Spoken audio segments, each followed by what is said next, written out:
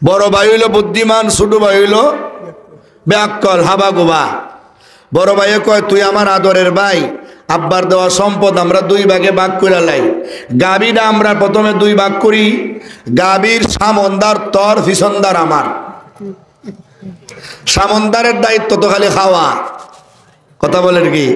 সামন্দারে দিয়ে মুখ পড়ছে না, এটা মুখ দিয়ে তো খালি খাইব, অর্থাৎ সে সারাদিন ঘাস পাত যা আছে সব কষ্ট করে রান্না খাওয়াইব।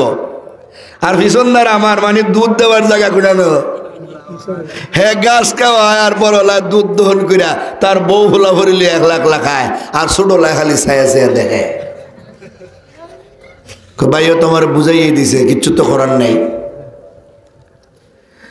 নারকেল গাছ দিয়ে একটা আছে, তুই যখন একটু আকল কম উপরে উঠতে পারতে না, তোরে নিজ দাঁড় দিলাম, উহুর দ্বার আমার। নিজ দাঁড়ের দায়িত্ব তো হানি উনি দিয়ে গাছ জিতা করা, কথা বলেন। আর নারকেল ধরে কি নিচে না উপরে? নারকেল যেতলা ধরে হে ভাইরা ভাইরা খায়, আর গাছ জিতা করার লাগে হানি যা লাগে হে দেয়। লেফ একটা আছে, এক কাজ কর, রাতের বেলা চুরিদারি হয়, সুরা তোর কাছ থেকে লেফ লিয়ে দিব গা। লেফ তুই সারাদিন তোর কাছে রাখবে আর সারা রাত আমার কাছে থাকবো। আপনারা বলেন রাত কি শীত করে না দিন? রাত। আর লেফ যদি দিনের বেলা হাবা গোবার কাছে থাকে, এটা কি করতো? দিনের দায়িত্ব হইলো লেফটারে রইদ দিয়া শুকানি, আর শুকাইয়া গরম করলো, আর রাইতের বেলায় বড় ভাই হ্যাঁ আরামসে ঘুমাইলো। হ্যাঁ, কিছুদিন যখন ছোট জনে এই অবস্থা দেখতেছে, তখন এক বুদ্ধিমানের লাগাল পাইছে। কার লাগাল পাইছে? বুদ্ধিমানের লাগাল পাইছে। বুদ্ধিমানে যখন লাগাল পাইছে, কয় কিরে তোর ভাই এরকম করছে? ক হ্যাঁ। অসুবিধা নাই, তোর যে বাট আছে এটা তুই ঠিক থাক,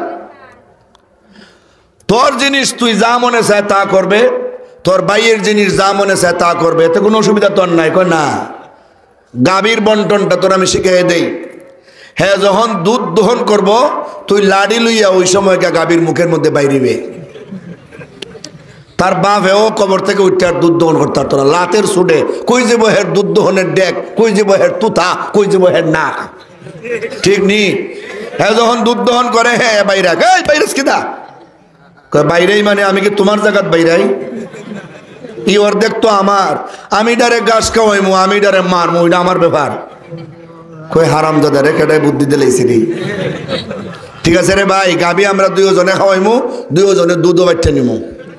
ঠিক আছে, তাহলে ঠিক আছে, বুঝছেন? নারকেল ফারবার লাগে যখন গাছ উঠছে বড়লা, হ্যাঁ কুড়াল একটা আতলিয়া বুদ্ধি দিয়া দিছে বুদ্ধি মানে, হ্যাঁ যখন গাছ উঠবো কুড়াল লইয়া তুই কুবাইয়া গাছ কাটবে। হ্যাঁ যখন কুড়াল লইয়া নিচে তুই খুব দেখ, আমি গাছ উঠছি তুই কুবাস কি দেখ, তোমার খাম তুমি তোমার জায়গার থেকে করো, আমার জায়গা আমার খাম আমার করতে দাও। হয় গাছ থেকে নামবে লই, নারকেল একটাও বেশি নিতাম না, দুজনে বাক করে খাইমু, কতে লাইও। বুদ্ধিমানে শিখাই দিছে, লেফ তো তোর কাছে দিনে থাকবো, দিনের বেলা লেফ রে তালাবের ভানি জাবরাইতে থইবে, আর রাত যেন হেবালা করে ঘুমায়। বিজা লেপ দিয়ে আর ঘুমাইতে পারবো নি? কি বলেন? হ্যাঁ, দিনের বেলা যখন লেফ রে পুকুরের ভানি ডুব দিয়া তৈছে, সন্ধ্যার আখ্যানো লেফলা তুললা তার বাইর ধরো নিছে। কইতে বিজা কয় দিনে আমার দায়িত্ব, আমি এটা দিনের মালিক, আমার যেটা মনে সেটা করছি, তুমি রাত ফাললে এটা জ্বালাইলো আগুন দিয়ে নিয়ে। কই বুঝছি রে ভাই, লেফ শুকানির পরে দুজনে বাইরটা ঘুমাইবো। বুদ্ধিমান হইছেন দিকে কি বেয়া করলে ঠকাইবেন? এটা কি দুনিয়ার কোন সিস্টেম? আল্লাহ তাআলা তো এমনি বাইরে ডাবল সম্পদের মালিক বানাইছেন, বুনদের অর্ধেক দিছেন, কথা বলেন।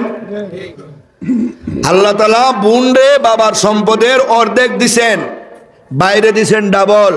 এর পরও ভাইয়েরা বুনদের কারসাজি কইরা বুদ্ধিবাদ্যা কইরা কিছু দিতে চায় না। সম্পদ চাইলে হেরার যেন আগুন লাগে। এই মিয়া, সম্পদ কি তোমারটা চায় তোমার কাছে? না, তোমার বাবা যে সম্পদ রাখা গেছে, তোমার কেন যে পরিমাণ বাঘ আছে, তোমার বইটারও একটা অংশ আছে, সে তার অংশ নেয়, তোমারটা তো আর নে না। কথা বলেন কি ঠিক না? খালি ওয়াজ ওয়াইয়া ঠিক কই লইব না, এটা ফ্যামিলিত গেওয়া কাজে লাগানি লাগবো।